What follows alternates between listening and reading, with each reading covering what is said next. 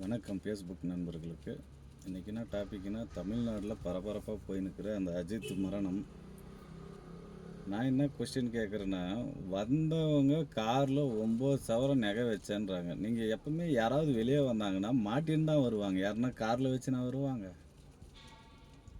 அவங்க பேட்டி கொடுத்து மூஞ்சிங்களை பார்த்தேன். அவங்கள பார்த்தா அதுவும் துப்பாட்டாவில் இதை மூஞ்ச மூடின்னு எதுக்கு அது கொடுக்குறது? ஒரு அக்யூஸ்டு தான் மூஞ்ச மூடுவான். இவங்க இவங்க எப்படி எனக்கு ஒன்றுமே புரியல. இது யாருக்கோ ஸ்கெட்ச் போட்டு இவனை தூக்கி சும்மா இருந்தவனை செஞ்சு விட்ட மாதிரி இருக்குது எனக்கு. நான் இந்த கதையை பார்த்தாக்கா நாங்களும் இருக்கிறோம்பா. எங்கள் ஊரில் போய் கம்ப்ளைண்ட் கொடுத்தா கம்ப்ளைண்ட் வாங்கி செய்கிறது வர்றதுக்கே கஷ்டப்படுறாங்க. அது என்னன்னு விசாரிக்கிறதுக்கு. அது கூட ஃபஸ்ட்டு போய் கம்ப்ளைண்ட் கொடுத்தா ஃபஸ்ட்டு எஃப்ஐஆர் போடணும், அப்புறம் தான் கம்ப்ளைண்ட் எழுதணும், அப்புறம் என்னன்னு அதெல்லாம் பண்ணிட்டு தான் அதுக்கப்புறம் விசாரிக்கிறதுக்கே வருவாங்க. ஆனால் இங்கே கம்ப்ளைண்ட்டு கொடுத்த உடனே அதுவும் ஸ்பெஷல் ஆஃபீஸர் அவன் என்ன கொலை குற்றமாக பண்ணிக்கிறான். ஸ்பெஷல்லேருந்து ஒரு 5 பேர் 6 பேர் வந்து அவனை பிடிச்சின்னு பார்த்துக்க. எனக்கு ஒன்றும் புரியவே மாட்டேங்குது. இது என்ன நம்ம ஊரில் வேறு மாதிரி இருக்குது, ஆனால் இங்கே வேறு மாதிரி இருக்குது. எனக்கு ஒன்றும் புரியல. அது தமிழ்நாடு தானா, இல்லை ஒருவேளை அவங்க வேறு ஸ்டேட்டாக இருக்குமோ நடந்த இடம்? நம்ம மட்டும்தான் தமிழ்நாட்டில் இருக்கிறோம் பொழுது. ரொம்ப வித்தியாசமாக இருக்குது. அது கூட வந்து போலீஸ் ஸ்டேஷனில் இட்டுன்னு போய் ஆப்போசிட் பார்ட்டியை கூப்பிட்டு இந்த மாதிரி இவங்க இந்த மாதிரி என்னப்பா ஆச்சா என்ன ஏதுன்ட்டு டீட்டெயில் கேட்டு எதிரில் உட்கார வச்சு அவங்களையும் பேச வச்சு எல்லாம் பண்ணாதான் அது ஒரு. ஆனால் இது இவங்க மட்டும் தனியாக கூப்பிட்டு எங்கேயோ போனாங்களாம் வந்தாங்களாம் என்னவோ எனக்கு ஒன்றுமே புரிய மாட்டேங்குது. இது ஒரு புரியாத புதிராக இருக்குது. இப்போ அந்த இது வரைக்கும் இந்த எல்லாம் அவன் செத்து போயாச்சு, எல்லாம் நடந்துக்குது. ஆனால் அந்த நகை என்னான்னு தெரியல.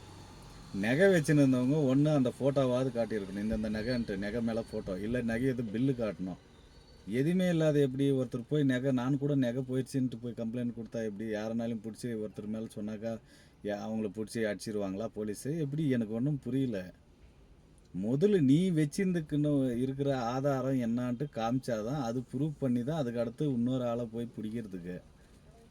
இது ப்ரூஃபே இல்லையே. எனக்கு ஒன்றும் புரிய மாட்டேங்குது.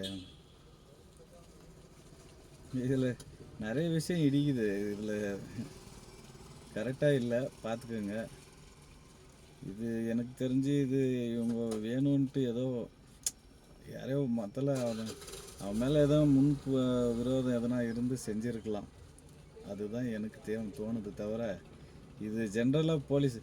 இன்னொரு நியூஸில் அதே மாதிரி நகை திருடுது, அவனை புஷ்னு வந்து க்ளீனாக நிற்க வச்சு எல்லாம் பண்ணுறீங்க. ஐயா அவனை அடிக்கிறதில்ல, ஏன் அந்த மாதிரி பண்ணுறதில்ல? இதெல்லாம் கொஸ்டின் வருதில்ல. ஏழைப்பட்டவங்கன்னா இலக்காரம். இதே வந்து கொஞ்சம் பெரிய ஆளுங்க மேலே தான் இந்த மாதிரி அடிங்க போய் பிடிங்க பார்க்கலாம்.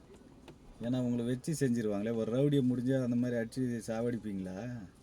வெளியே வந்தானே உங்களை தூக்கிடுவானே, நீ எந்த போலீஸானா இருன்ட்டு பயம். ஏன்னா ஏழைப்பட்டவன் தானே, சும்மா ஒன்றும் இல்லாதவன் தானே, அவன் மேலே தானே உங்களுடைய வீராப்பை லொட்டு வச்சுக்க எல்லாத்தையும் காட்டுறது.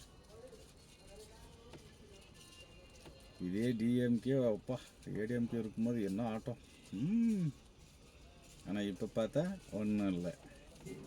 அவ்வளோ 26 ஓடிடுவீங்க நீங்கள். உங்களுக்கு அப்புறம் வச்சு செய்கிறாங்க.